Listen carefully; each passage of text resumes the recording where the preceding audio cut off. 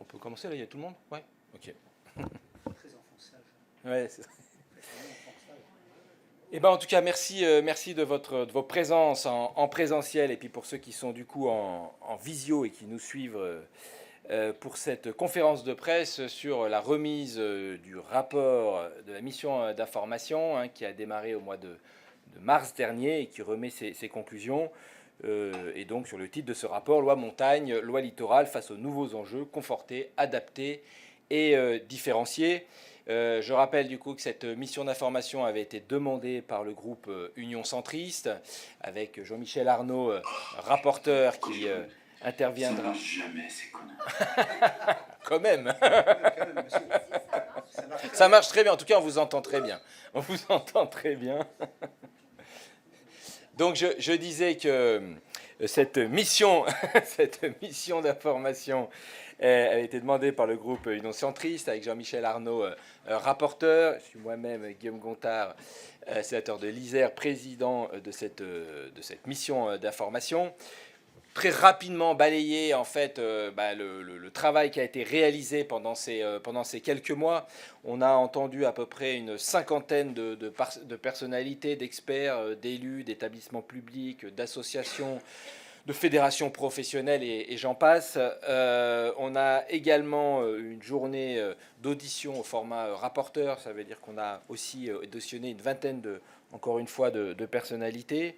On a également reçu énormément de contributions écrites, ce qui a montré aussi le fort intérêt, notamment de la part des élus et de l'ensemble des territoires, qu'ils soient littoraux ou de montagne, sur cette mission d'information, avec beaucoup de documents et de contributions qui ont pu être envoyés. On a évidemment aussi souhaité lors de cette mission, et c'était indispensable, d'aller sur le terrain, d'aller à la rencontre justement des élus locaux, des personnes directement concernées.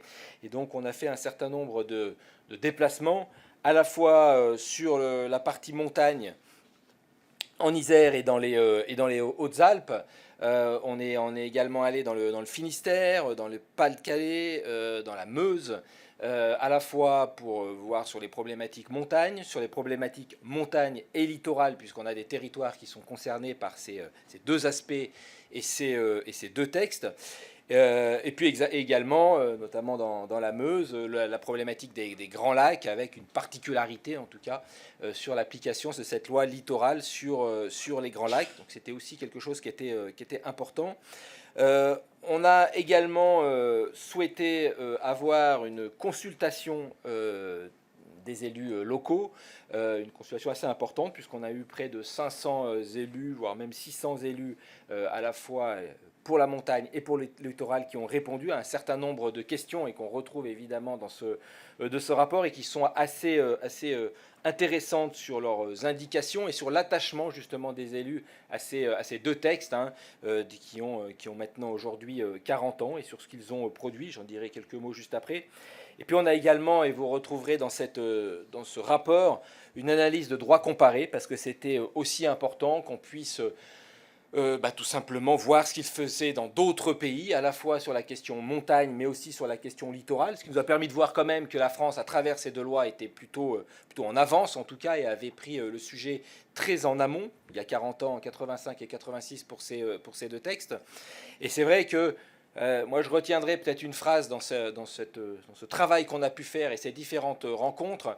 Je crois que c'est un préfet qui nous avait dit qu'on avait affaire avec ces lois littorales et ces lois montagne à des lois cathédrales, quelque part des monuments, une des premières lois écologistes, avec cette visée à la fois en termes de protection, mais aussi de vie des habitants sur leur territoire et de vitalité de ces territoires et cet équilibre et cette articulation qu'on retrouve dans ce texte. Et il comparait même ces deux textes à des lois comme la loi de 1905 sur lesquelles il disait qu'il fallait y toucher d'une main tremblante, comme disait Montesquieu.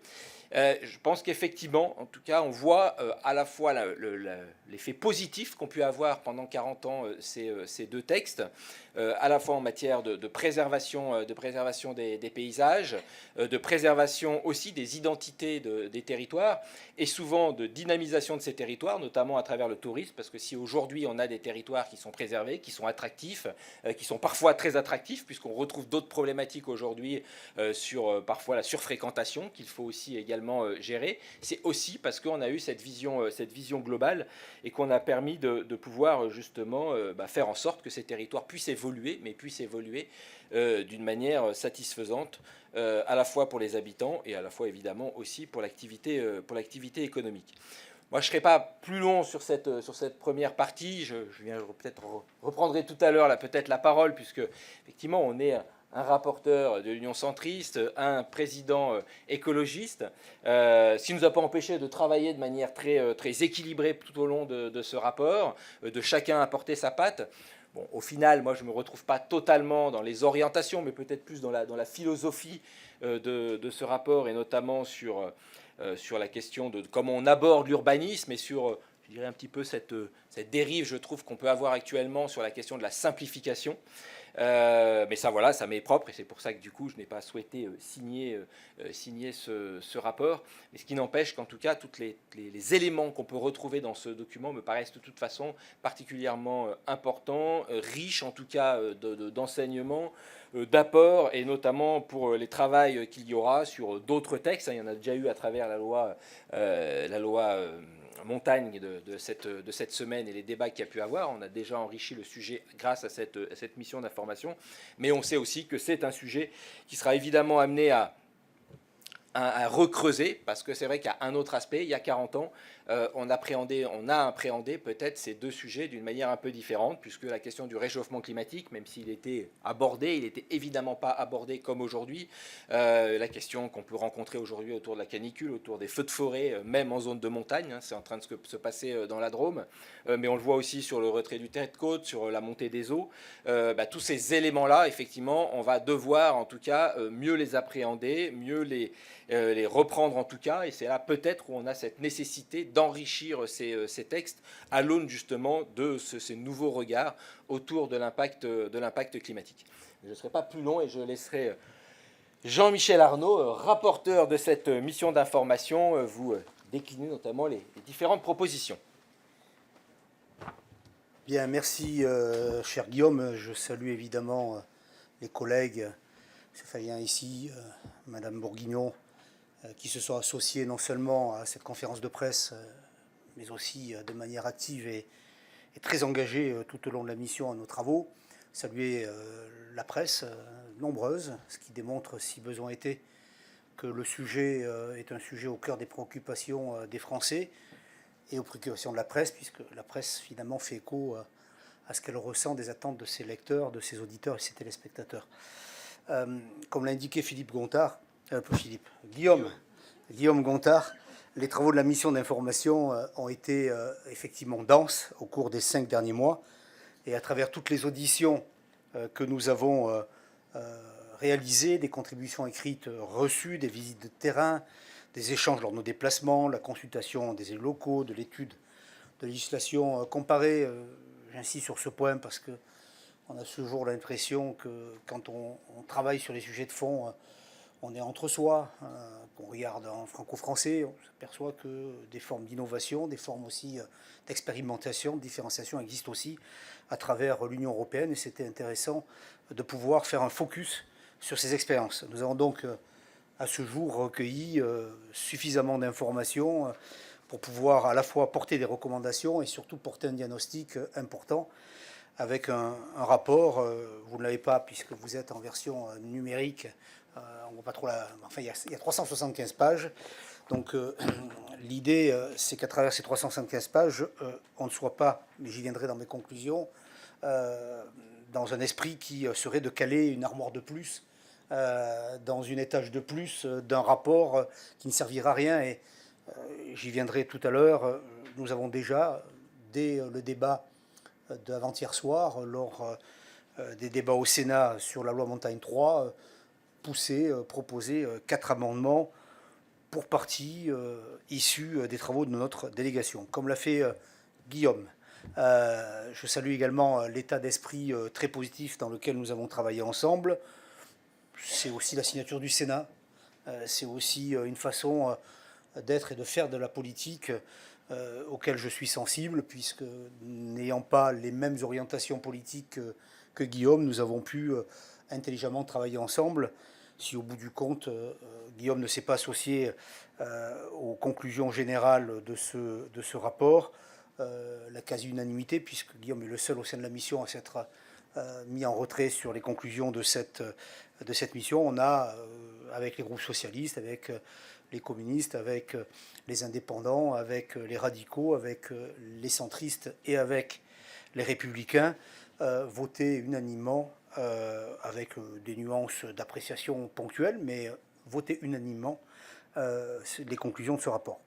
Alors, ce rapport issu de ces 5 mois de travaux a été donc, comme je le disais, adopté hier en mission d'information. Il comprend 2 parties. Une partie de bilan sur les 2 lois en question et sur les enjeux auxquels sont confrontés les territoires de montagne et de littoraux. Une partie de proposition avec 5 axes, 36 recommandations concrètes, pragmatiques, quasi opérationnelles. Il s'agit d'un travail inédit d'analyse combinée des lois littorales et montagne. Ces 2 lois n'avaient, jusqu'à ce jour, jamais été évaluées de manière globale. Et l'idée qui a été le cœur de la proposition que j'ai formulée au sein du groupe Union Centriste dans le cadre de ce travail sur 5 mois était justement de voir la convergence, les points en commun que peuvent contenir ces 2 lois pour les territoires littoraux et de montagne. L'idée, c'est évidemment de constater d'abord les points de convergence. J'évoquerai le bilan de ces lois en matière de préservation des paysages et de l'environnement. Le ressenti des acteurs locaux d'une insuffisance différenciation des règles en fonction des massifs ou des façades maritimes. S'y ajoute également, toujours dans le bilan, des similitudes quant aux enjeux auxquels les territoires montagnards et littoraux sont confrontés.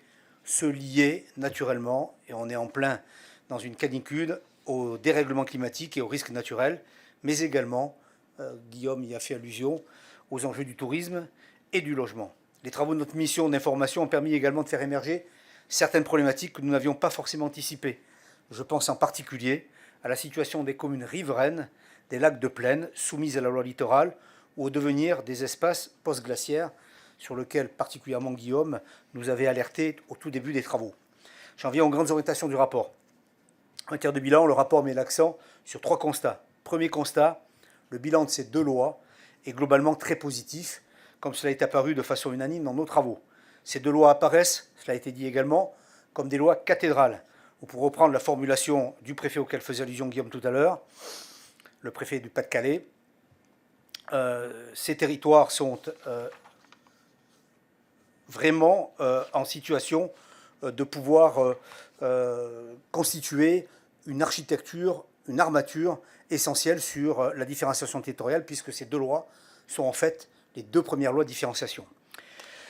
Au-delà de ces éléments-là, ces textes s'appliquent également sur tous les territoires. Le littoral finestrien, par exemple, est traité comme le littoral du Pas-de-Calais. Les communes de la Réunion, qui ont les pieds dans l'eau et la tête dans les nuages, se voient également appliquer les mêmes règles que les communes des Landes.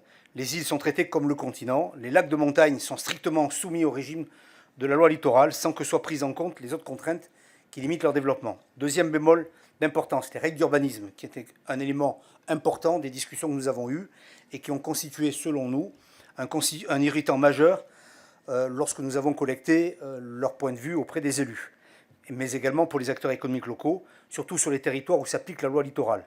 Les 2 lois sont jugées déséquilibrées en faveur de la protection et au détriment de l'aménagement et du développement. Dans le cas de la consultation, 60% des élus du littoral ont ainsi estimé que la loi littorale était déséquilibrée en faveur du volet développement. Au-delà de ces déséquilibres, les règles d'application sont complexes en effet, notamment en raison du caractère souvent jurisprudentiel. La pertinence de certaines d'entre elles peut être interrogée et elles sont souvent perçues comme insuffisamment adaptées à la diversité des territoires. Troisième et dernier constat, l'application de ces textes est télescopée par de nouveaux enjeux. Ces lois doivent donc accompagner les transitions des territoires montagnards et littoraux. Le principal enjeu est bien entendu la question du dérèglement climatique, qui frappe de plein fouet tous ces territoires. Nous avons entendu des experts, nous avons été également marqués par les chiffres mentionnés notamment par la présidente de Météo France lors d'une audition qui s'est tenue le 31 mars dernier. Elle évoquait par exemple le risque d'un hiver et d'hiver faiblement enneigés pour 90% des stations de sport d'hiver à l'horizon 2050, c'est-à-dire demain. Nos déplacements ont également permis de confirmer le caractère vertigineux de cet enjeu. Je pense par exemple, dans le département de Guillaume, dans l'Isère, à notre visite au hameau de la Bérarde, dévasté par des crues torrentielles en juin 2024. Je pense aussi à l'expérience que nous avons vécue dans les Hautes-Alpes en décembre 2023, avec les événements pluvieux-orageux en décembre sur le secteur de Risoul, de Vars et du Queyras. Je pense aussi à la visite du site de Léan, à Tréfiagat, dans le Finistère, où un quartier entier doit être relocalisé pour cause de submersion marine. Je pense enfin aux chiffres effarants évoqués par les élus du littoral, chers à Brigitte Bourguignon, dans le Pas-de-Calais, quant au recul du trait de côte. Dans certaines communes, nous avons pu le constater, le trait de côte a déjà reculé de 300 à 400 mètres au cours des 30 dernières années. Au-delà du dérèglement climatique, les territoires de montagne et littoraux sont confrontés aussi à d'autres enjeux souvent communs. Je pense au développement touristique, aux difficultés d'accès au logement ou encore aux enjeux de développement de certains secteurs d'activité comme l'agriculture. J'en viens maintenant à la partie proposition. Nous avons, avec la mission, souhaité faire des recommandations qui peuvent se synthétiser en 4 verbes. Conforter, ajuster, différencier et actualiser. Conforter d'abord les grands principes de cette loi. Ajuster ensuite certaines dispositions, notamment en matière d'urbanisme, pour prendre en compte les difficultés qui remontent du terrain. Différencier, ou dit autrement territorialiser, l'application des règles. Actualiser ou adapter ces textes pour prendre en compte les nouveaux enjeux. Le rapport dégage ainsi 5 axes de proposition qui se déclinent en 36 recommandations. Le premier axe, c'est évidemment la réaffirmation des grands principes des 2 lois. Au vu de leur bilan positif et de leur rapport pour les territoires de montagne et de littoral, il convient, selon nous, d'en maintenir les grands principes, voire de les conforter. Ce premier axe comporte donc 4 recommandations, dont 2 essentielles sont liées aux instances de gouvernance, pour faire entendre la voix des territoires de montagne et littoraux.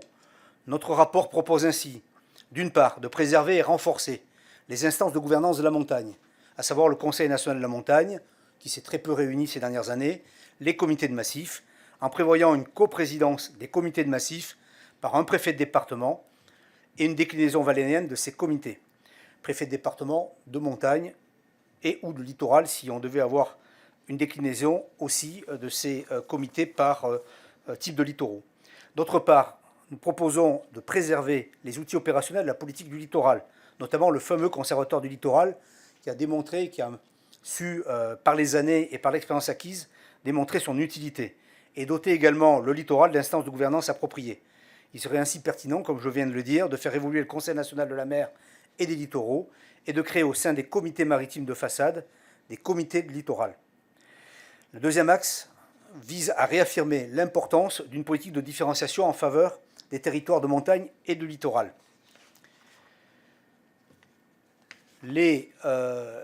Cet axe-là comprend 7 recommandations et s'appuie sur un constat simple. Certaines lois ne sont pas adaptées aux spécificités de ces territoires, et ces spécificités ne sont pas suffisamment connues ou comprises de l'État central et au-delà, de manière plus large, des administrations centrales. J'évoquerai plusieurs recommandations qu'il me semble nécessaire de mettre en valeur. L'inclusion, d'abord, dans les études d'impact des projets de loi d'une analyse de leur application aux territoires montagnards et littoraux. C'est la recommandation numéro 6, afin de s'assurer de la prise en compte de leurs spécificités. La désignation aussi dans chaque ministère pour inculquer et acculturer nos ministères des aspects de montagne et des aspects littoraux, d'un référent montagne et d'un référent littoral, ce qui permettra de renforcer la connaissance par les administrations centrales des spécificités des territoires de montagne et des dispositions de ces 2 lois. L'adaptation également de certaines dispositions législatives aux spécificités également réglementaires, aux spécificités de la montagne et du littoral. Le rapport identifie certaines dispositions dont l'adaptation sont nécessaires et indispensables. Je pense particulièrement en montagne. Il s'agit par exemple de la compétence GEMAPI, qui doit être adapté aux écoulements et au-delà, de manière plus générale, à tous les bouleversements torrentiels et glissements de terrain, ou encore du diagnostic de performance énergétique dont les critères sont inadaptés aux spécificités des zones de montagne. En zone littorale, la compétence GEMAPI devrait être adaptée à la problématique du retrait et du recul du trait de côte et des mesures en faveur du pastoralisme littoral, cher à notre collègue de la Manche, notamment sur les présalés du Mont-Saint-Michel. Troisième axe, apporter des réponses concrètes et pragmatiques dans le respect des grands principes de ces deux lois, notamment concernant les irritants en matière d'urbanisme. Il était incontournable pour notre mission sénatoriale, le Sénat étant le représentant des collectivités locales, d'évoquer ces problématiques et de faire des propositions concrètes dans ce domaine. Ces questions ont été évoquées systématiquement au cours de nos déplacements, notamment dans les territoires soumis à la loi littorale. Les 10 recommandations en la matière sont organisées sous 2 angles. D'abord, clarifier et accompagner. Clarifier un certain nombre de règles, car ces lois, et notamment la loi littorale, ont été construites de manière jurisprudentielle, à la différence de la loi montagne, qui, elle, a fait l'objet d'adaptations régulières, puisque nous avons encore avant-hier soir, dans l'hémicycle du Sénat, adapté avec la loi 3, Montagne 3, un certain nombre de dispositifs. Cela crée donc pour les zones littorales de l'insécurité juridique pour l'ensemble des acteurs. La recommandation numéro 12 de notre rapport appelle ainsi à intégrer dans la loi les critères d'identification de certaines notions des lois montagne et littorales.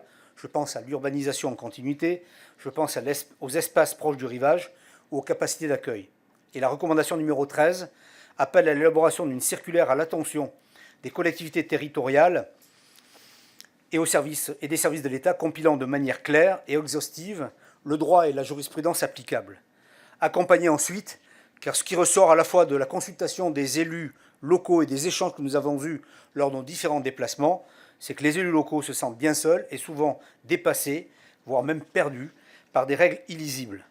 Outre des programmes d'information et de formation, il est essentiel que les services de l'État évoluent d'une posture de contrôleur à celle de conseiller et d'accompagnateur. C'est la recommandation numéro 15. Deuxième angle d'action également en matière d'urbanisme, le rapport propose un certain nombre d'assouplissements circonscrits face à des situations souvent incohérentes. De précision, si vous me le permettez. Il ne s'agit évidemment pas de faire le grand bouleversement ou le grand soir. Il s'agit de supprimer simplement quelques contraintes. Le rapport propose notamment de procéder à des assouplissements donc limités. Deuxième précision, j'ai parlé du dérèglement climatique qui perturbe l'application des lois littorales et montagnes. Un autre dérèglement est intervenu depuis le début des années 80, c'est le dérèglement et le foisonnement normatif. Il y a 40 ans, la réglementation de l'environnement n'avait pas la même ampleur. Il y a 40 ans, le ZAN n'existait pas. Et l'accumulation des règles, les injonctions contradictoires ont été soulignées par la totalité des élus locaux lors de nos déplacements. Elle rend encore plus nécessaires certains assouplissements. Le rapport comprend donc des propositions concrètes qui nous permettront, je pense, de travailler en matière de densification, mais aussi de mobilisation des dents creuses. C'est la recommandation numéro 16. Mais aussi en faveur du maintien et développement de l'agriculture en zone littorale, en recommandation numéro 20. Il y a quelques minutes, nous rendions le rapport à Madame la ministre Gatel et elle-même nous racontait son témoignage d'élu du littoral sur la difficulté, sur l'île d'Ouessant par exemple, de réaliser un petit bâtiment agricole pour l'exploitation d'élevage qui se développe et qui permet d'avoir une activité agricole sur l'île. Quatrième axe, appliquer une vraie différenciation et faire de la loi montagne une loi des montagnes et la loi littorale une loi des littoraux. Le premier objectif doit être, selon la mission, de redonner la main aux élus locaux. Pour cela, l'ingénierie territoriale et également la planification sont des préalables incontournables. Il convient donc de les renforcer et c'est le sens de la recommandation numéro 22. Surtout, et c'est là une proposition parmi les plus fortes du rapport, la mission estime indispensable de renforcer le rôle du SCOT, des schémas de cohérence territoriale, un élément de planification à côté du SRADET, à côté des PLUI, à côté également d'un certain nombre de dispositifs nationaux de planification. Le rôle du SCOT doit être un pivot de la différenciation territoriale à laquelle aspire notre mission. Les SCOT doivent définir de manière précise quelques notions pertinentes des lois littorales et de montagne. Je pense en particulier à ce qu'il soit nécessaire que les SCOT puissent faire écran aux lois littorales et montagne. Cette formulation peut ne pas être forcément compréhensible dans une première approche. Il faut donc que je vous la précise. Notre point de vue, il faut qu'une autorisation d'urbanisme délivrée sur le fondement de l'interprétation faite par le SCOT ne puisse être plus jugée non conforme à la loi littorale de base. C'est ce qui peut se passer aujourd'hui et c'est incompréhensible pour les élus et pour la population. Enfin, le rapport propose que le SCOT puisse définir le périmètre d'application de la loi littorale sur le territoire communal, tout en préservant, et c'est important, la bande des 100 mètres et les espaces proches du rivage. Autrement dit, le SCOT pourra décider que la loi littorale ne s'applique plus sur l'ensemble du territoire d'une commune, ce qui conduit aujourd'hui à des situations absurdes qui nous ont été notamment expliquées et retranscrites par un certain nombre d'acteurs que nous avons auditionnés tout au long de cette mission. Le deuxième objectif est la prise en compte de certaines situations locales. Je pense en particulier à la situation de certaines communes insulaires. La mission appelle donc à l'adoption, et c'est un point important qui a été souligné par tous les élus, notamment de Bretagne, mais au-delà, y compris des élus de Méditerranée, une loi île au pluriel, permettant de mettre en place des règles, pas seulement en matière d'urbanisme, adaptées aux spécificités locales et des façades maritimes spécifiques. La mission s'est également intéressée à la situation des grands lacs de montagne, comme de plaine. Nous avons fait des recherches d'ailleurs sur les raisons qui ont conduit à inclure les grands lacs dans le champ de la loi littorale de 1986. Et après de longues recherches, j'ai le plaisir de vous annoncer que nous n'avons rien trouvé. Aucun élément de travaux préparatoires à la loi de 1986 ne permet de comprendre ce qui a justifié l'application de cette loi aux lacs de plus de 1000 hectares. Par ailleurs, la liste des lacs soumis à la loi littorale n'est consolidée nulle part. En 2015, un document du ministère mentionnait 7 lacs concernés. En 2018, un autre document en ajoutait 3 de plus, alors que le total doit certainement être plus proche de la vingtaine. C'est assez effectivement difficile à comprendre. Par ailleurs, nous avons également, lors des auditions, fait savoir à Monsieur le ministre Mathieu Lefebvre qu'il y avait également des discussions sur le calcul des superficies des lacs. Comprenez aisément que si on a un critère d'application de la loi littorale sur les lacs de plus de 1000 hectares, encore faut-il qu'on ait la garantie et la certitude que certains lacs qui sont sur la tranche sont soit de plus de 1000 hectares, soit de moins de 1000 hectares. Nous avons reçu récemment, ces quelques derniers jours, un engagement et une commande du ministre auprès du CEREMA pour procéder au calcul de l'ensemble des lacs de France, ce qui permettra de lever, au moins sur ce sujet, les ambiguïtés que nous avons pu constater dans les discussions avec les élus locaux. En la matière, concernant les grands lacs, le rapport formule 2 recommandations. Tout d'abord, sécuriser le champ d'application de la loi littorale à ces lacs, en clarifiant les modalités de calcul de leur superficie, en faisant procéder, ce que je disais, à un nouveau calcul par le CEREMA. Nous avons également, en la matière, demandé que les SCOT, sur les lacs de plus de 1000 hectares, puissent limiter l'application de la loi littorale à une partie, simplement une partie, du territoire des communes riveraines, tout en préservant la bande des 100 mètres. Le Sénat, d'ailleurs, a adopté à mon initiative un amendement en ce sens dans le cadre de la discussion du projet de loi sur la montagne 3, avant-hier soir. Nous avons par exemple, dans un département que je connais bien, les Hautes-Alpes, une commune, Chorges, qui est en rive immédiate du lac de Serponçon, qui s'étale sur une altitude de 780 mètres d'altitude à environ 2500 mètres d'altitude, avec les 3/4 de la commune en absence de covisibilité totale des rives, qui se retrouvent sur ces marges en grande difficulté, puisque pour une extension d'une zone d'activité, il est quasiment plus possible, non seulement de mobiliser les dents creuses, mais de faire des extensions pour activer des activités économiques. 5e axe, apporter des réponses aux nouveaux enjeux des territoires littoraux et montagnards, notamment en matière d'habitabilité. C'est évidemment un sujet important. Nous avons en la matière 8 recommandations. Je souhaite souligner l'importance de la recommandation numéro 29. Il faut en effet changer de braquet pour adapter les politiques publiques et les règles applicables dans ces territoires pour prendre en compte, ça a été un fil directeur de notre mission, les risques liés au dérèglement climatique. Il faut à cet effet intégrer la problématique de l'habitabilité dans les réflexions prospectives, renforcer la culture du risque chez tous les acteurs, et y compris dans la population, mettre en place pour les territoires dont l'habitabilité est en question, l'exemple de la Bérarde en Isère l'illustre bien, des cellules d'accompagnement sur la durée, et j'aurais tendance à dire aussi des cellules d'accompagnement psychologique pour les acteurs confrontés dans l'immédiateté à une crise de cette nature-là et de cette ampleur-là, ou encore permettre aux SCOT d'assouplir les conditions de relocalisation en discontinuité en cas de recul du trait de côte ou d'exposition aux risques naturels en montagne. Autre recommandation, et c'est un élément important, lancer à l'image et sur le modèle du programme national des ponts, un programme national digues et ouvrages côtiers. Un tel programme répondrait à des attentes fortes des élus du littoral et de la montagne.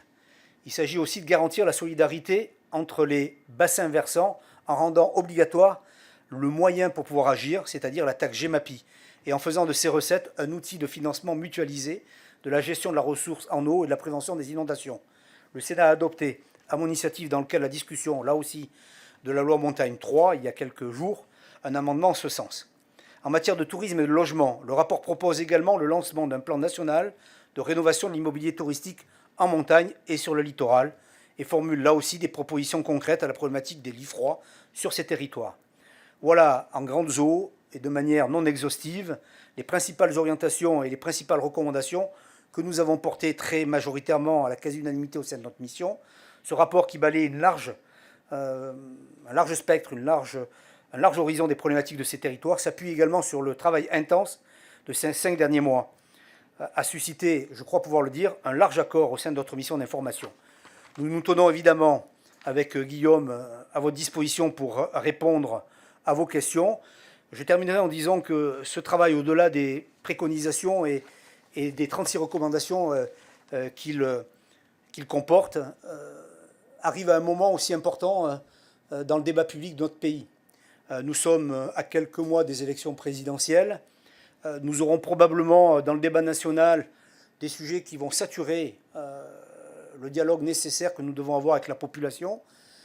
Je crois important qu'il y ait aussi une voix des territoires qui ne soient pas simplement des territoires de métropole, les territoires où on a une densité de population, une densité d'activité économique, les territoires littoraux, les territoires ultramarins, les territoires de montagne sont des territoires qui ne peuvent pas être les oubliés de la République, qui ne peuvent pas être en situation finalement d'arrière-cour dans les débats nationaux.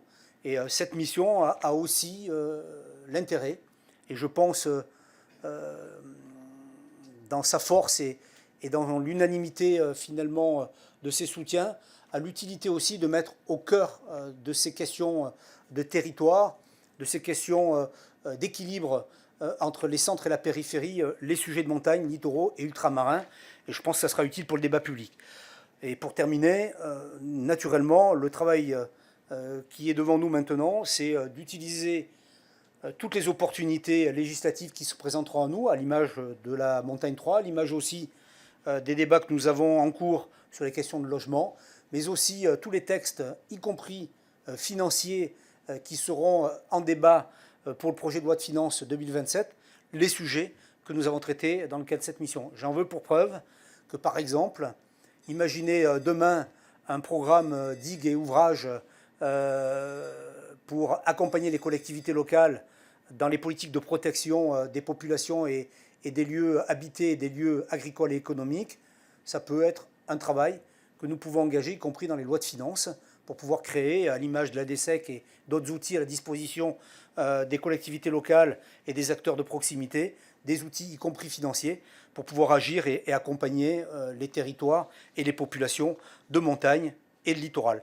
Voilà en substance ce que nous pouvions dire avec Guillaume en introduction et en présentation, un peu long, on s'en excuse, mais le travail est dense, 36 propositions, 5 axes, 375 pages de travaux. Il nous semblait important de vous présenter quand même avec un peu de substance l'ensemble de nos travaux, et nous nous tenons évidemment avec Guillaume, mais je me permets également d'associer nos deux collègues qui sont ici présents, un collègue du littoral et un collègue de la Manche et un collègue de Seine-Maritime, qui pourront évidemment s'associer à nous pour d'éventuels éclairages et réponses à des questions que vous pourriez poser.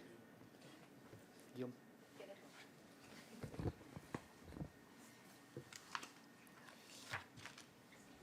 Du coup, je ne sais pas si vous avez des questions, peut-être commencer par... Bonjour, vous m'entendez? On vous entend très bien. Johan Gavoil, journaliste au Dauphiné Libéré. Bonjour à tous, messieurs les sénateurs et chers confrères journalistes. Monsieur Arnaud, vous avez parlé de GEMAPI dans votre allocution. Vous savez très bien que dans les territoires de montagne, il y a cette problématique des débordements de rivières et de torrents et de curage des rivières. Est-ce que c'est une problématique que vous avez abordée pendant votre mission, parce que vous avez dit que vous vouliez redonner la main aux élus locaux. Vous savez très bien que les élus locaux réclament de pouvoir curer les rivières.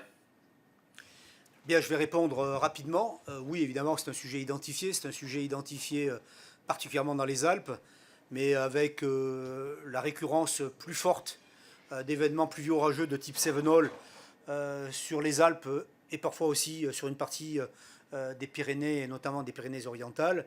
C'est un sujet qui a traversé très régulièrement nos échanges et les travaux que nous avons menés. Pour faire simple, il y a deux grandes écoles.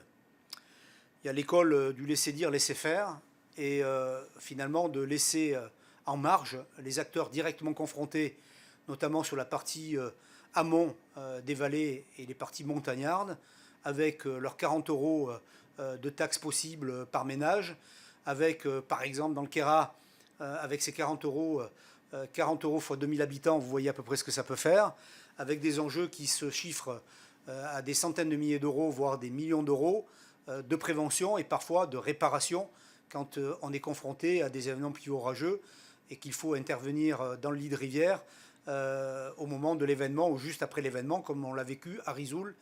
Risoul, événement de décembre 2023 auquel je fais allusion tout à l'heure et qui, vous n'en doutez pas, reste dans les esprits et qui certainement, M. Gaviol, est resté en vos mémoires.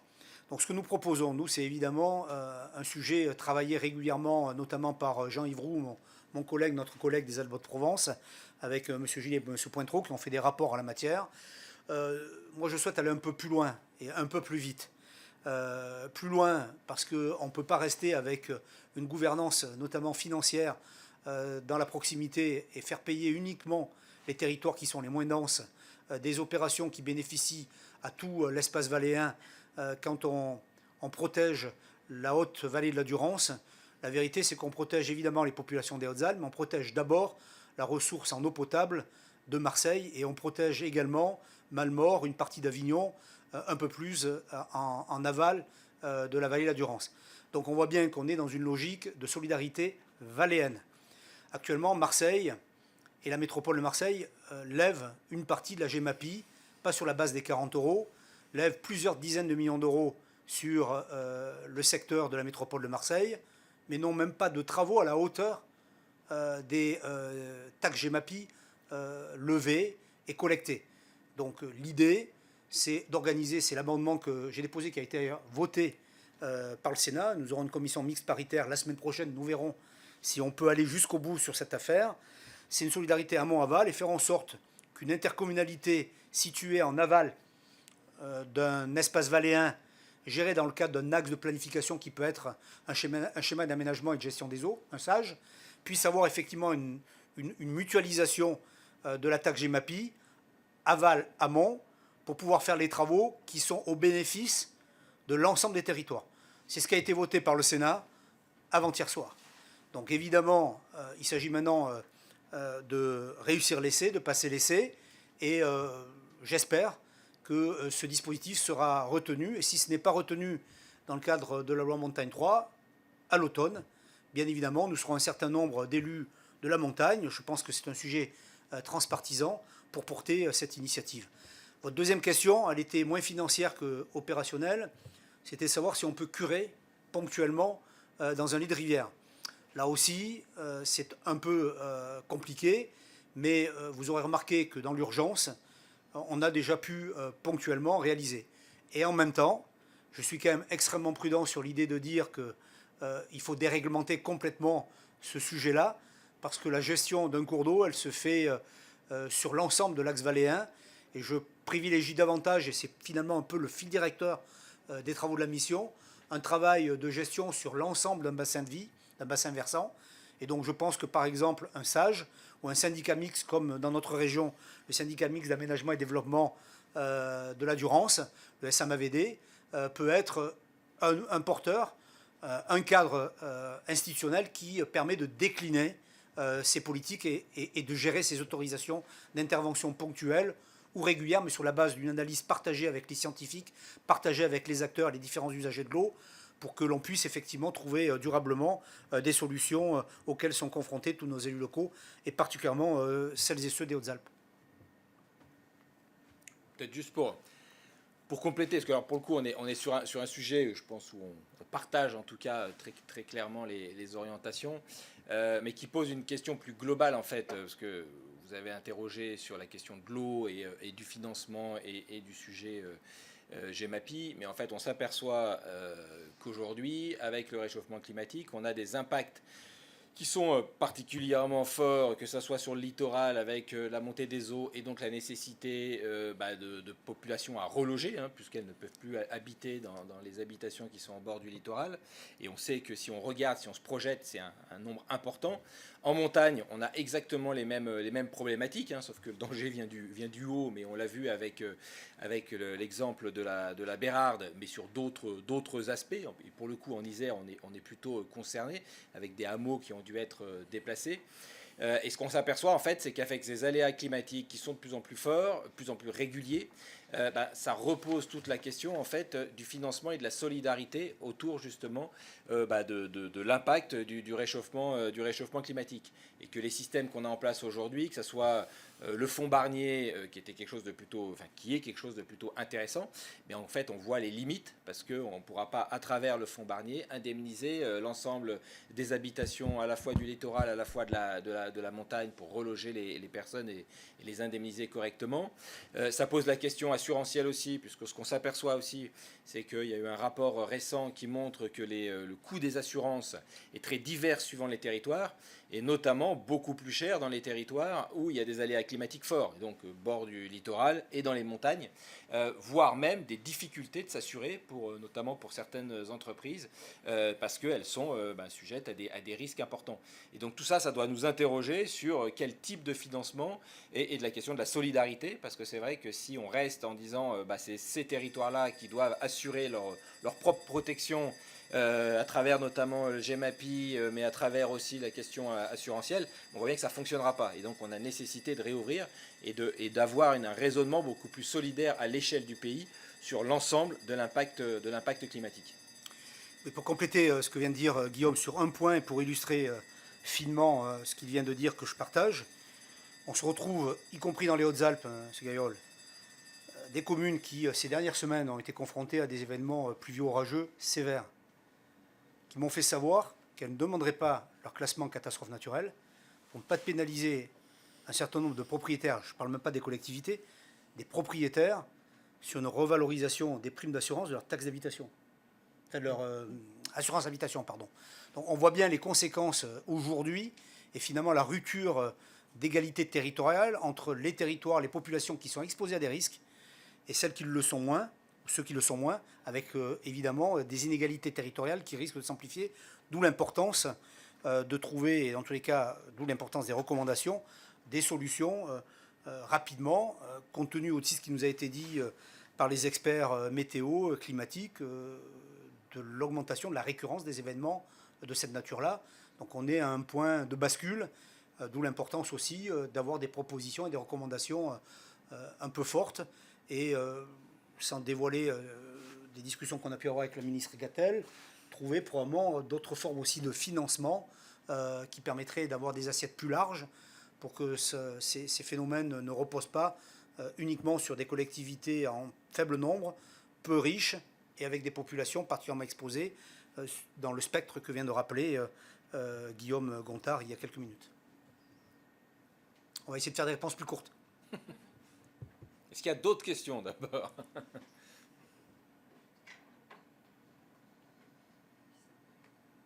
Non? Bonjour, Marie-Lian pour le journal La Tribune. Est-ce Oui. que vous m'entendez? Oui, On entend très bien. Super. Vous parliez des recommandations qui ont été poussées dans le cadre de la loi Montagne 3 qui a été adoptée cette semaine. Est-ce qu'on peut revenir sur lesquelles en particulier? Est-ce que ça répond déjà à une partie des recommandations que vous avez faites dans cette mission? Merci. Je réponds.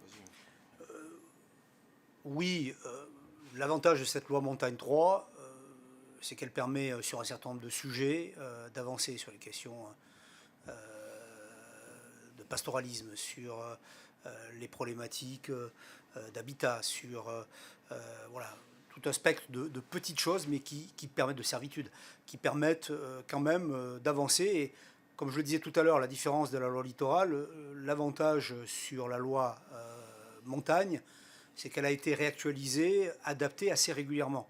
Et donc c'est bien le Parlement et les gouvernements successifs par décret qui ont, il y a toujours du travail, mais qui ont quand même globalement permis aux acteurs d'avoir des outils pour leur politique publique locale, ce qui n'est pas le cas de la loi littorale qui s'est faite, comme je le dis tout à l'heure, je me permets de réinsister, essentiellement par la jurisprudence et donc plutôt par des décisions de justice. Pour répondre à votre question, j'ai poussé, à partir du travail que nous avons réalisé, au moins 3 éléments clés. D'abord, ce que j'évoquais sur la solidarité amont-aval, sur les bassins versants, pour la taxe GEMAPI. Faire en sorte que les petites collectivités à faible moyen et à faible démographie situées en amont d'une vallée puissent bénéficier de transferts et de solidarité active sur un programme évidemment à co-construire avec l'ensemble des collectivités, dans le cadre d'un schéma d'aménagement et de gestion de l'eau par exemple, la possibilité d'avoir des financements des zones les plus urbaines qui sont situées souvent en aval de la vallée en question pour pouvoir effectivement travailler sur la totalité de l'axe valléen. Le deuxième sujet, ce sont sur les lacs de montagne de plus de 1000 hectares, avoir la possibilité d'adaptation sur la notion de continuité d'urbanisation et sur la capacité aussi de pouvoir extraire une partie, j'y faisais allusion sur une commune qui m'est chère, la commune de Chorges dans les Hautes-Alpes, pouvoir extraire à partir de la volonté des élus définie dans le cadre d'un schéma de cohérence territoriale, une partie non concernée par la covisibilité ou très éloignée, puisque les communes peuvent faire plusieurs dizaines de kilomètres de large et de long, pouvoir exclure à la main des élus, dans le cadre d'un schéma de planification qui est le SCOT, une partie des dispositifs et la fameuse formule faire écran, pour faire en sorte que grosso modo le SCOT fasse loi sur la redéfinition de ces dispositifs. Et puis on a poussé également l'idée de ce programme pont et de ce programme digues, parallélisme au programme pont, digues et ouvrages. Là aussi, c'est des sujets sur lesquels nous voulons et nous savons qu'on pourra avancer collectivement. Je vais peut-être, pour le coup, être un peu plus sévère sur du coup le texte du coup, qui a été voté au Sénat cette semaine. Moi, je pense que c'est vrai qu'on attendait l'acte 3 de la loi montagne. Pour le coup, on l'attend encore, quoi. Et je ne suis pas certain que les réponses qui ont été apportées soient à la hauteur de l'enjeu. Et d'ailleurs, à la hauteur même des conclusions, en tout cas, et du travail qu'on a pu faire de manière très large. C'est vrai que dans ce texte qui a été voté, notamment la question climatique, justement, tout ce dont on vient de parler, n'est absolument pas abordé, ce qui est quand même problématique dans la période dans laquelle on peut être, et qu'on a toujours un biais, c'est là où on a des divergences, sur le fait d'aborder en fait toujours ces sujets-là uniquement sur l'aspect, en réalité, de la simplification. Et que oui, les textes et le texte de la loi montagne, c'est des contraintes, on va pas se cacher, c'est des contraintes urbanistiques qui ont permis justement de faire en sorte qu'il n'y ait pas de mitage dans les territoires, qu'on puisse construire de manière groupée, qu'on garde justement la spécificité de nos territoires. Et tout ça, c'est des contraintes. Et on trouvera toujours l'exemple de dire « Ah oui, mais ça, j'ai pas pu le faire là, et c'est pas possible, et c'est compliqué. » Et oui, c'est vrai que c'est compliqué. Et c'est peut-être une mauvaise nouvelle, mais ça sera de plus en plus compliqué. On va dans un monde qui sera de plus en plus compliqué. Quand on dit, et j'entends personne le contester, dire il faut zéro artificialisation nette en 2050, c'est compliqué. Enfin, le faire et le mettre en place, ça va être très compliqué. Et donc pour moi, le vrai sujet, la vraie question, c'est comment en fait on accompagne les élus sur les territoires, comment on les accompagne en termes d'ingénierie, de connaissances aussi, de formation, parfois en tout cas ça peut être de la simplification, mais dans la simplification, dans le discours, pour justement pouvoir mener l'ensemble de ces projets. Et moi, ce que je retire justement de l'ensemble de cette mission et des différentes rencontres, c'est peut-être là où justement on a une analyse différente, c'est que moi j'ai plutôt vu à chaque fois des élus qui disaient oui, ça a été compliqué, parfois même agacés, ça a été compliqué. Et en fait, quand on poursuivait le débat, je leur demandais, mais alors du coup, votre projet, et l'exemple de Madame Gattel sur l'île de... je ne sais plus si c'est l'île de Ouessant, est intéressant, puisqu'elle dit on ne pouvait pas faire une étable, en tout cas pour accueillir pour une exploitation laitière. Au final, ça a été fait. Et en fait, on a souvent cette réponse, c'est-à-dire que oui, au final, on y est arrivé. On ne l'a peut-être pas fait dans la manière dont on le voulait, on ne l'a peut-être pas fait à l'endroit où on le souhaitait, mais on l'a fait. Et surtout, le retour derrière, souvent, il est très positif. C'est-à-dire qu'en fait, on a des élus qui sont plutôt très fiers des réalisations qu'ils ont fait. Oui, ça a mis un peu de temps. Oui, il a fallu se creuser la tête. Mais au final, ça a plutôt tiré vers le haut. Ça a plutôt permis d'avoir des équipements, des aménagements qui ont permis à la fois de préserver la structure d'un village. Et en réalité, ça n'a jamais bloqué aucune activité. Et c'est vrai qu'on a notamment aussi les chiffres de la DHUP qui nous l'attestent. C'est vrai qu'on dit, attention, ces textes, à la fois on dit, ces textes sont très intéressants, même sont des textes cathédrales, etc.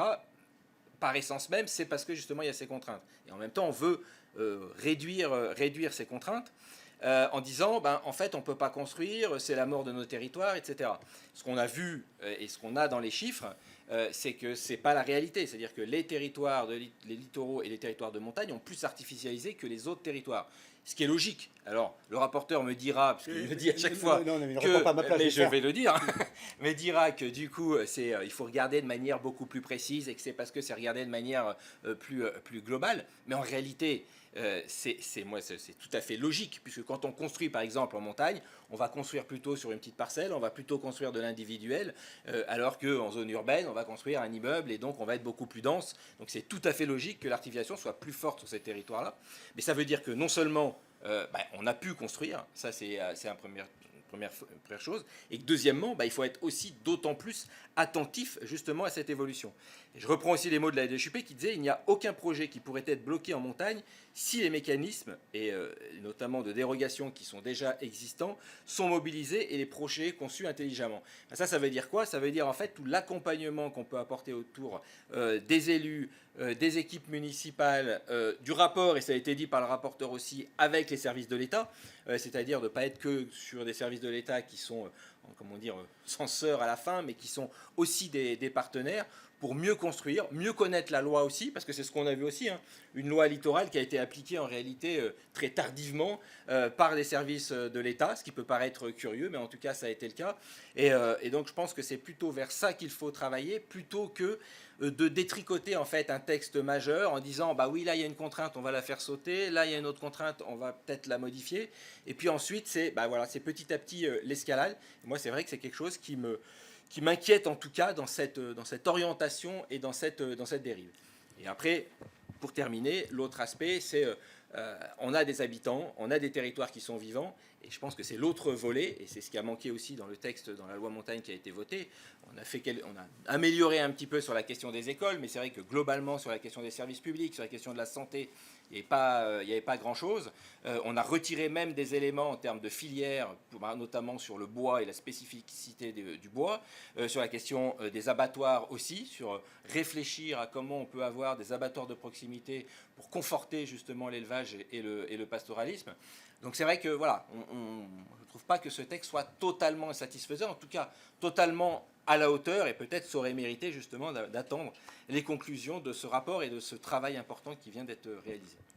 Oui, une façon de compléter peut-être, et puis de partager avec vous les débats que nous avons. D'abord, concernant l'articulation entre la loi Montagne 3 et nos travaux de mission, le hasard du calendrier fait qu'on est dans la même semaine, mais les deux initiatives sont totalement différentes, puisque c'est bien le travail d'abord de l'Association nationale des élus de la montagne qui, prenant acte, et ta sensibilité politique n'est pas pour rien à l'Assemblée nationale, du bazar que nous avons à l'Assemblée nationale et de l'absence de majorité, essayer de faire une politique des petits pas pour essayer de corriger un certain nombre de scories, un certain nombre de difficultés, que ce soit sur les questions de servitude, que ce soit sur les questions effectivement de gestion économique, agricole dans nos territoires. Et donc le hasard fait que les deux sujets arrivent en même moment, mais c'est le hasard. Voilà. Donc, et la grande loi de décentralisation, on ne l'a pas eu. La grande loi montagne numéro 3, on ne l'a pas eu. L'avenir montagne 3, où on avait eu quand même des moyens financiers assez importants, notamment sous l'impulsion de Joël Giraud lorsqu'il était ministre de la Ruralité. À ce jour, on a effectivement haut et pain sec sur ces sujets-là, et donc des difficultés pour pouvoir avancer sur un certain nombre de projets. Deuxième observation, moi j'entends effectivement que ce sont deux lois cathédrales, mais j'entends aussi et j'observe qu'avant que ces deux lois soient mises en place, on a hérité de nos aïeux et d'un certain savoir-faire agricole, pastoral, des habitations qui étaient positionnées aux bons endroits, une densification qui n'était pas très importante. Et donc tout ne vient pas aussi de la beauté de nos paysages, l'organisation de nos vallées ne vient pas uniquement de cette loi. Et parce que la question vient d'un journaliste de la Tribune, je me permets d'aller un peu plus loin, pour partie, ce que Guillaume a dit peut être considéré comme étant une partie de la vérité, je l'entends. On n'a pas eu partout des difficultés. Une partie de la vérité, je vais dire pourquoi. En tous les cas, une partie de ma vérité. C'est-à-dire qu'on a pu faire malgré les difficultés, mais à quel coût?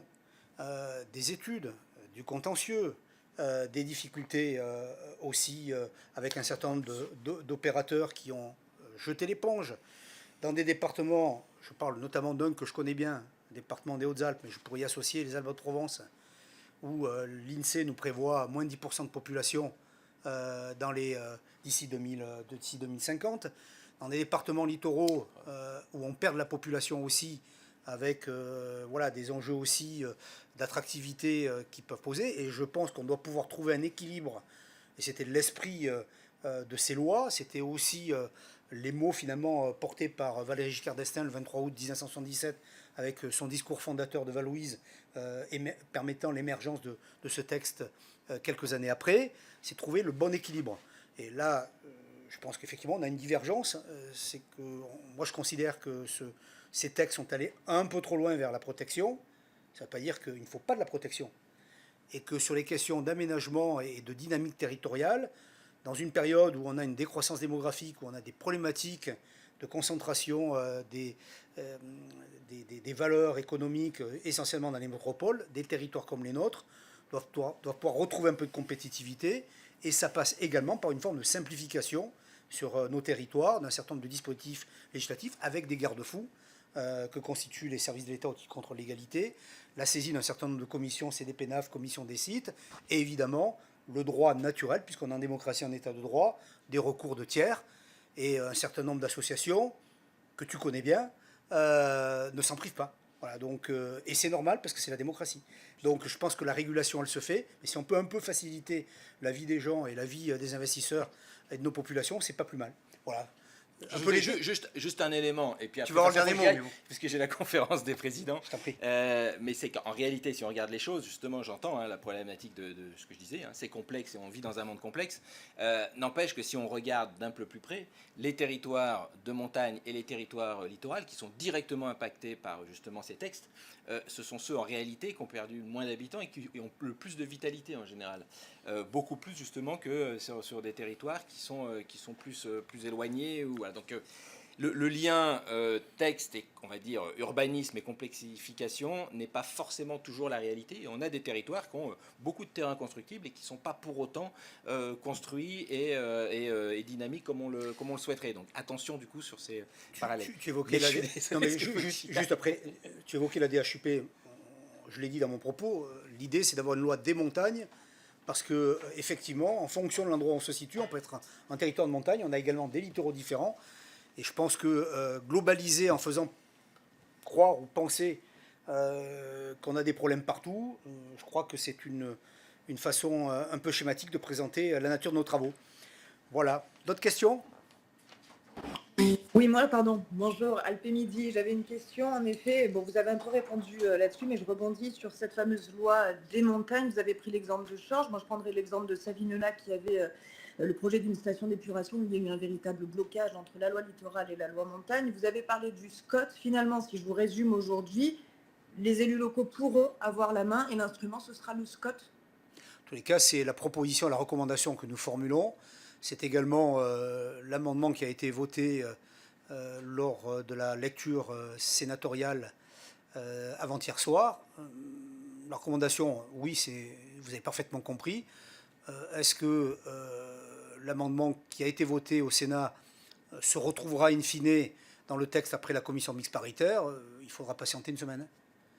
Et si ce n'est pas le cas cette fois-ci, dans tous les cas, on utilisera d'autres moyens législatifs pour avancer sur ces sujets. C'est aussi l'intérêt d'une mission d'information. Ça me permet peut-être d'amorcer une conclusion préopérationnelle, si vous me permettez. C'est-à-dire que ce rapport a été remis évidemment au gouvernement. Ce rapport, comme tous les rapports et tous les rapports d'information portés par le Parlement, en l'occurrence ici le Sénat, fait l'objet ensuite, recommandation par recommandation, axe par axe, d'un travail d'affectation du suivi, donc à la fois sur les aspects réglementaires. Donc on identifie, et ça sera dans le rapport qui vous sera adressé, il y aura un lien qui vous sera adressé si vous le souhaitez, à l'issue de cette conférence de presse ou dans les tout prochains jours. Je ne sais plus comment les choses se sont articulées les prochains jours. Pardon ? Ce soir. Donc vous aurez tous les détails. On a sur chacune des recommandations, les 36, identifié le bon suivi de la recommandation. Puisque, je ne l'ai pas dit, j'aurais dû commencer par cela, on résume souvent le travail du parlementaire à un travail législatif. Faire la loi, amender une loi, voter une loi de finances, une loi de la sécurité sociale. Une grande partie de notre boulot, et c'est finalement le cœur du travail que nous avons présenté avec Guillaume Gontard cet après-midi, c'est un travail d'évaluation des politiques publiques. Et donc ça, c'est clairement une évaluation des politiques publiques. Et donc dans ce travail-là, nous avons évidemment des recommandations et un suivi de ces recommandations tout au long des prochains trimestres et années. Et chaque fois que nous aurons sur des sujets thématiques la possibilité de raccrocher une recommandation au texte qui viendra à l'ordre du jour du Parlement, nous le ferons. Et c'est tout l'intérêt aussi d'avoir cette Bible, puisqu'on a parlé, on reste sur la métaphore religieuse, on a parlé de loi cathédrale. Donc cette Bible, elle sert aussi, commandement par commandement, à voilà, être les apôtres de la montagne et du littoral. D'autres questions pour finir ? À défaut, je vous remercie de l'attention que vous avez portée à cette présentation presse. Et puis, je vous remercie de relayer auprès de vos lecteurs, téléspectateurs et autres auditeurs les éléments de cette mission en vous remerciant. Merci.